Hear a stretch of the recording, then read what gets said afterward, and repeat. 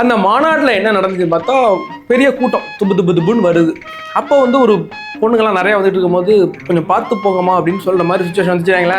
அது ஒன்று என்ன கோவத்துலன்னு தெரியல. कोने तुम क्या कर रहे इधर, ये मेरा जगह में तुम क्या करते हैं, मैं कोने मालूम है, मैं स्टालिन का वो लड़की डिपार्टमेंट आदमी में, मैं सीएम को स्टालिन का वो बीवी में इधर क्या कर रहे அப்படின்ட்டு இதே ஒரு ஹிந்தியில் பேசுகிற மக்கள் ஒரே ஹிந்தி கூட்டமாக இருக்குது.